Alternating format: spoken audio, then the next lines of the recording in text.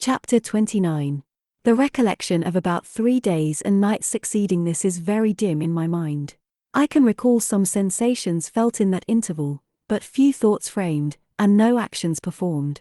I knew I was in a small room and in a narrow bed. To that bed I seemed to have grown. I lay on it motionless as a stone, and to have torn me from it would have been almost to kill me.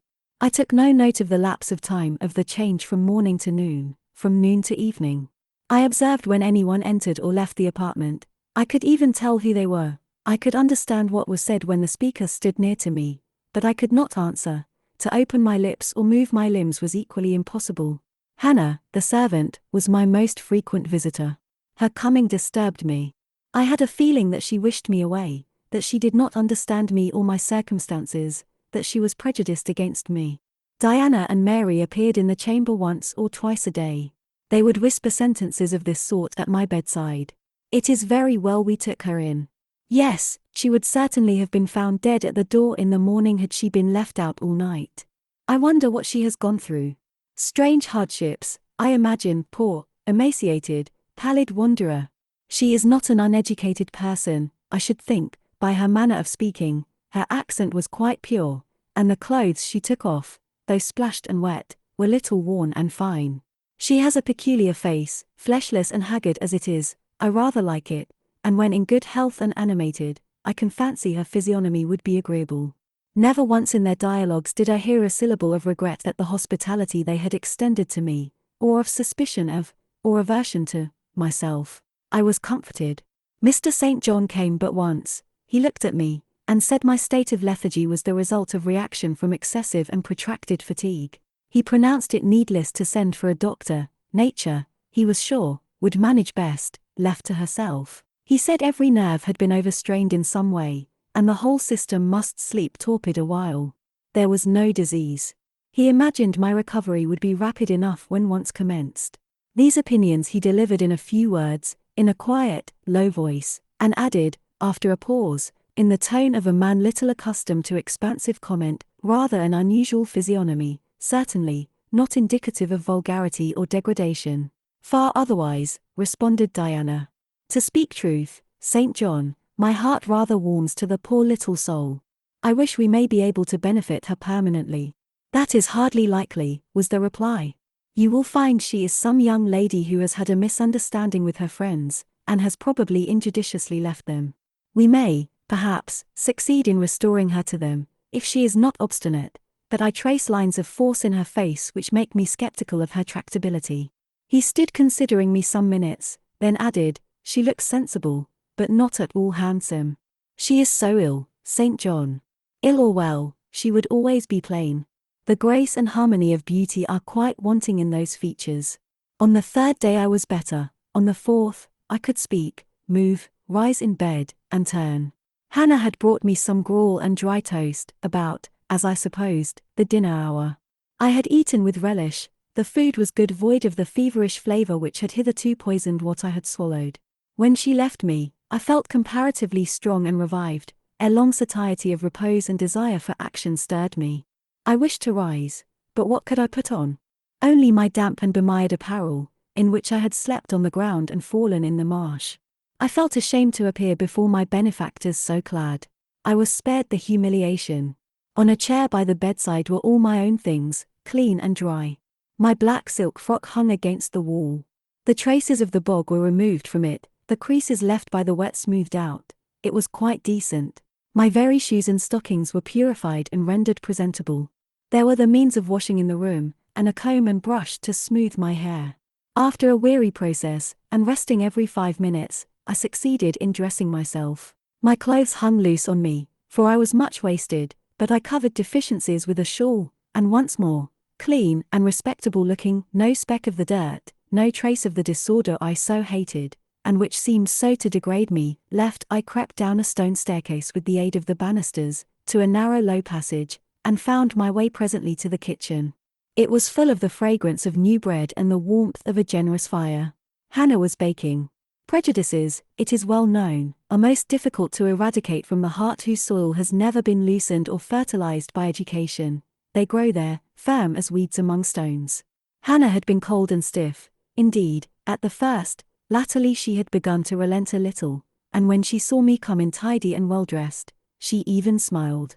"What, you have got up," she said. "You are better, then. You may sit you down in my chair on the hearthstone, if you will." She pointed to the rocking chair. I took it. She bustled about, examining me every now and then with the corner of her eye. Turning to me, as she took some loaves from the oven, she asked bluntly, "Did you ever go begging afore you came here?" I was indignant for a moment, but remembering that anger was out of the question, and that I had indeed appeared as a beggar to her, I answered quietly, but still not without a certain marked firmness. "You are mistaken in supposing me a beggar. I am no beggar, any more than yourself or your young ladies." After a pause she said, "I done not understand that. You've like no house, nor no brass, I guess. The want of house or brass, by which I suppose you mean money, does not make a beggar in your sense of the word." "Are you book learned?" she inquired presently. "Yes, very. But you've never been to a boarding school." "I was at a boarding school 8 years. She opened her eyes wide. "Whatever cannot ye keep yourself for, then?" "I have kept myself, and, I trust, shall keep myself again." "What are you going to do with these gooseberries?" I inquired, as she brought out a basket of the fruit. "Mak' 'em into pies. Give them to me and I'll pick them." "Nay, I done not want ye to do naught, but I must do something. Let me have them." She consented, and she even brought me a clean towel to spread over my dress, lest, as she said, I should mucky it. "Ye've not been used to servants' walk, I see by your hands," she remarked. "Happen ye've been a dressmaker?" "No, you are wrong. And now, never mind what I have been, don't trouble your head further about me, but tell me the name of the house where we are." "Some calls it Marsh End, and some calls it Moor House." "And the gentleman who lives here is called Mr. St. John?" "Nay, he doesn't live here, he is only staying a while. When he is at home, he is in his own parish at Morton, that village a few miles off." "Aye. And what is he?" "He is a parson." I remembered the answer of the old housekeeper at the parsonage, when I had asked to see the clergyman. This, then, was his father's residence.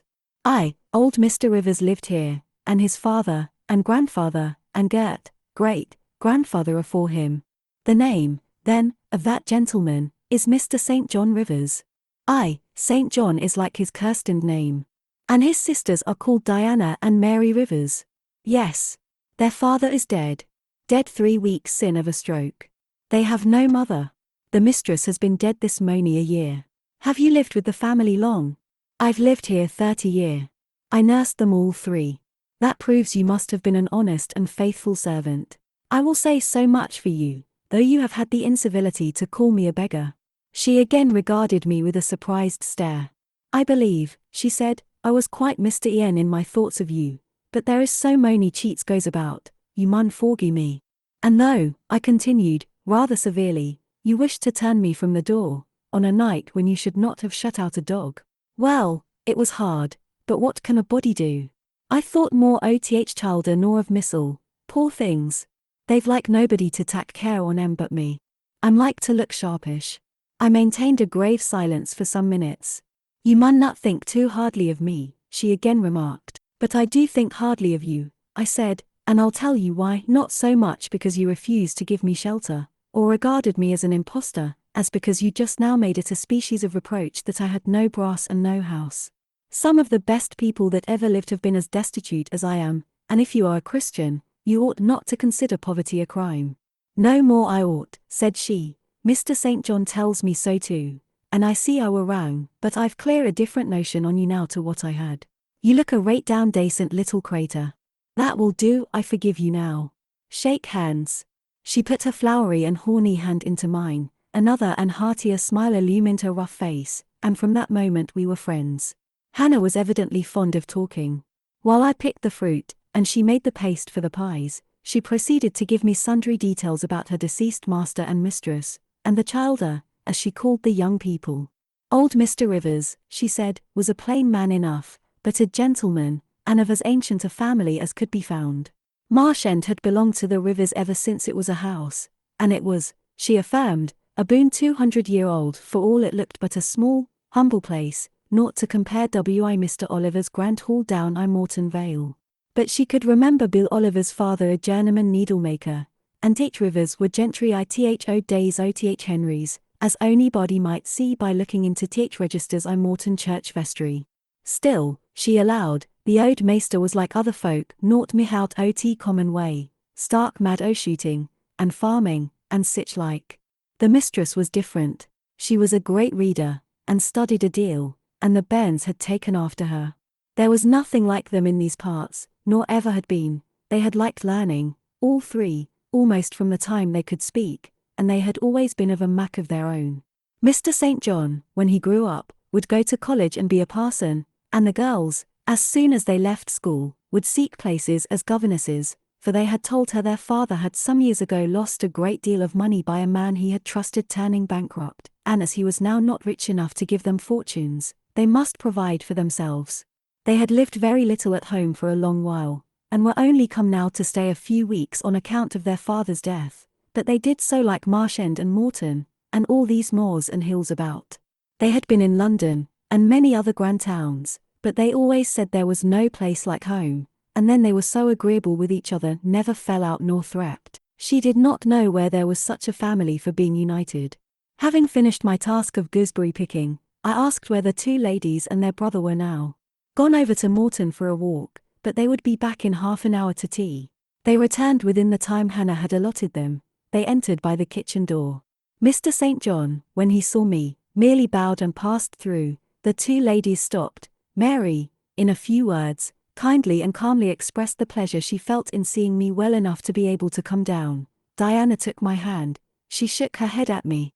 "You should have waited for my leave to descend," she said. "You still look very pale and so thin. Poor child, poor girl." Diana had a voice toned, to my ear, like the cooing of a dove. She possessed eyes whose gaze I delighted to encounter. Her whole face seemed to me full of charm. Mary's countenance was equally intelligent, her features equally pretty, but her expression was more reserved, and her manners, though gentle, more distant. Diana looked and spoke with a certain authority. She had a will, evidently. It was my nature to feel pleasure in yielding to an authority supported like hers, and to bend, where my conscience and self-respect permitted, to an active will. "And what business have you here?" she continued. "It is not your place. Mary and I sit in the kitchen sometimes, because at home we like to be free, even to license, but you are a visitor, and must go into the parlor." "I am very well here." "Not at all, with Hannah bustling about and covering you with flour. Besides, the fire is too hot for you," interposed Mary. "To be sure," added her sister. "Come, you must be obedient." And still holding my hand she made me rise, and led me into the inner room. "Sit there," she said, placing me on the sofa, "while we take our things off and get the tea ready. It is another privilege we exercise in our little moorland home, to prepare our own meals when we are so inclined, or when Hannah is baking, brewing, washing, or ironing." She closed the door, leaving me solus with Mr. St. John, who sat opposite, a book or newspaper in his hand.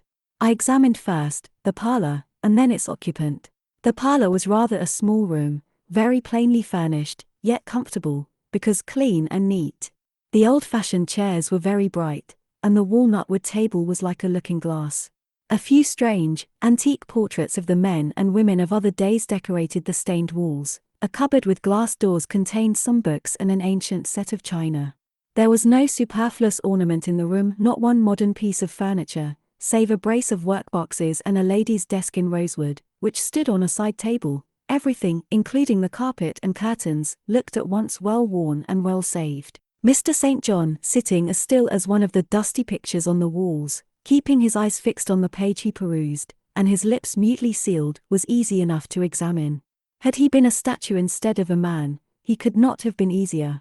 He was young, perhaps from 28 to 30, tall, slender, his face riveted the eye. It was like a Greek face, very pure in outline, quite a straight, classic nose, quite an Athenian mouth and chin. It is seldom, indeed, an English face comes so near the antique models as did his. He might well be a little shocked at the irregularity of my lineaments, his own being so harmonious. His eyes were large and blue, with brown lashes. His high forehead, colorless as ivory, was partially streaked over by careless locks of fair hair.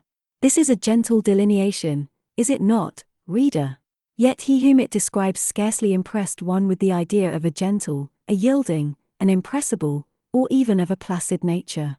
Quiescent as he now sat, there was something about his nostril, his mouth, his brow, which, to my perceptions, indicated elements within either restless, or hard, or eager.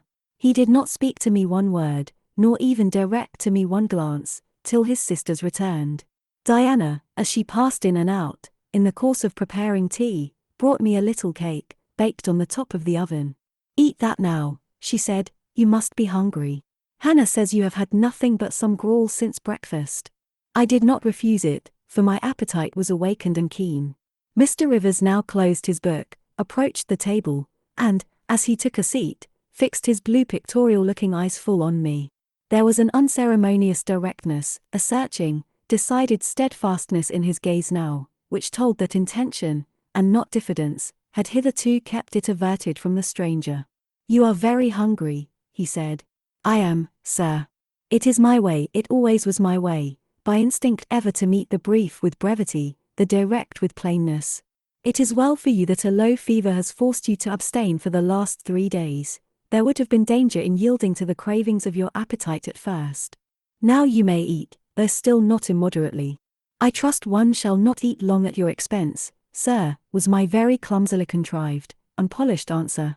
"No," he said coolly, "when you have indicated to us the residence of your friends, we can write to them, and you may be restored to home. That, I must plainly tell you, is out of my power to do, being absolutely without home and friends." The three looked at me, but not distrustfully. I felt there was no suspicion in their glances, there was more of curiosity. I speak particularly of the young ladies. St. John's eyes, though clear enough in a literal sense, in a figurative one were difficult to fathom. He seemed to use them rather as instruments to search other people's thoughts, than as agents to reveal his own, the which combination of keenness and reserve was considerably more calculated to embarrass than to encourage. "Do you mean to say," he asked, "that you are completely isolated from every connection?" "I do. Not a tie links me to any living thing, not a claim do I possess to admittance under any roof in England. A most singular position at your age." Here I saw his glance directed to my hands, which were folded on the table before me. I wondered what he sought there. His words soon explained the quest. "You have never been married. You're a spinster." Diana laughed. "Why, she can't be above 17 or 18 years old, St. John," said she. "I am near 19, but I am not married. No." I felt a burning glow mount to my face, for bitter and agitating recollections were awakened by the allusion to marriage. They all saw the embarrassment and the emotion. Diana and Mary relieved me by turning their eyes elsewhere than to my crimsoned visage, but the colder and sterner brother continued to gaze, till the trouble he had excited forced out tears as well as color. "Where did you last reside?" he now asked. "You are too inquisitive, St. John," murmured Mary in a low voice, but he leaned over the table and required an answer by a second firm and piercing look. "The name of the place where, and of the person with whom I lived, is my secret," I replied concisely. "Which, if you like, you have, in my opinion, a right to keep, both from St. John and every other questioner," remarked Diana. "Yet if I know nothing about you or your history, I cannot help you," he said. "And you need help, do you not?" "I need it, and I seek it so far, sir, that some true philanthropist will put me in the way of getting work which I can do, and the remuneration for which will keep me, if but in the barest necessaries of life. I know not whether I am a true philanthropist, yet I am willing to aid you to the utmost of my power in a purpose so honest. First, then, tell me what you have been accustomed to do, and what you can do." I had now swallowed my tea. I was mightily refreshed by the beverage, as much so as a giant with wine. It gave new tone to my unstrung nerves, and enabled me to address this penetrating young judge steadily. "Mr. Rivers," I said, turning to him, and looking at him, as he looked at me, openly and without diffidence, "you and your sisters have done me a great service, the greatest man can do his fellow being. You have rescued me, by your noble hospitality, from death. This benefit conferred gives you an unlimited claim on my gratitude, and a claim, to a certain extent, on my confidence. I will tell you as much of the history of the wanderer you have harbored, as I can tell without compromising my own peace of mind, my own security, moral and physical, and that of others. I am an orphan, the daughter of a clergyman. My parents died before I could know them. I was brought up a dependent, educated in a charitable institution. I will even tell you the name of the establishment, where I passed 6 years as a pupil, and 2 as a teacher. Lowood Orphan Asylum, Shire. You will have heard of it, Mr. Rivers. The Reverend Robert Brocklehurst is the treasurer. I have heard of Mr. Brocklehurst, and I have seen the school. I left Lowood nearly a year since to become a private governess. I obtained a good situation, and was happy. This place I was obliged to leave 4 days before I came here. The reason of my departure I cannot and ought not to explain. It would be useless, dangerous, and would sound incredible. No blame attached to me. I am as free from culpability as any one of you three. Miserable I am, and must be for a time, for the catastrophe which drove me from a house I had found a paradise was of a strange and direful nature. I observed but 2 points in planning my departure: speed, secrecy. To secure these, I had to leave behind me everything I possessed except a small parcel, which, in my hurry and trouble of mind, I forgot to take out of the coach that brought me to Whitcross. To this neighbourhood, then, I came, quite destitute. I slept 2 nights in the open air, and wandered about 2 days without crossing a threshold, but twice in that space of time did I taste food, and it was when brought by hunger, exhaustion, and despair almost to the last gasp, that you, Mr. Rivers, forbade me to perish of want at your door, and took me under the shelter of your roof. I know all your sisters have done for me since, for I have not been insensible during my seeming torpor, and I owe to their spontaneous, genuine, genial compassion as large a debt as to your evangelical charity. Don't make her talk any more now, St. John, said Diana, as I paused. She is evidently not yet fit for excitement. Come to the sofa and sit down now, Miss Elliot. I gave an involuntary half-start at hearing the alias. I had forgotten my new name. Mr. Rivers, whom nothing seemed to escape, noticed it at once. You said your name was Jane Elliot, he observed. I did say so, and it is the name by which I think it expedient to be called at present, but it is not my real name, and when I hear it, it sounds strange to me. Your real name you will not give? No, I fear discovery above all things, and whatever disclosure would lead to it, I avoid. You are quite right, I am sure, said Diana. Now do, brother, let her be at peace a while. But when St. John had mused a few moments he recommenced as imperturbably and with as much acumen as ever. You would not like to be long dependent on our hospitality. You would wish, I see, to dispense as soon as may be with my sister's compassion, and, above all, with my charity. I am quite sensible of the distinction drawn, nor do I resent it. It is just you desire to be independent of us. I do, I have already said so. Show me how to work, or how to seek work, that is all I now ask. Then let me go, if it be but to the meanest cottage, but till then, allow me to stay here. I dread another essay of the horrors of homeless destitution. Indeed you shall stay here, said Diana, putting her white hand on my head. You shall, repeated Mary, in the tone of undemonstrative sincerity which seemed natural to her. My sisters, you see, have a pleasure in keeping you, said Mr. St. John, as they would have a pleasure in keeping and cherishing a half-frozen bird. Some wintry wind might have driven through their casement. I feel more inclination to put you in the way of keeping yourself, and shall endeavour to do so, but observe, my sphere is narrow. I am but the incumbent of a poor country parish, my aid must be of the humblest sort, and if you are inclined to despise the day of small things, seek some more efficient succour than such as I can offer. She has already said that she is willing to do anything honest she can do, answered Diana for me, and you know, St. John, she has no choice of helpers, she is forced to put up with such crusty people as you. I will be a dressmaker, I will be a plain workwoman, I will be a servant, a nurse girl, if I can be no better, I answered. Right, said Mr. St. John, quite coolly. If such is your spirit, I promise to aid you, in my own time and way. He now resumed the book with which he had been occupied before tea. I soon withdrew, for I had talked as much, and sat up as long, as my present strength would permit.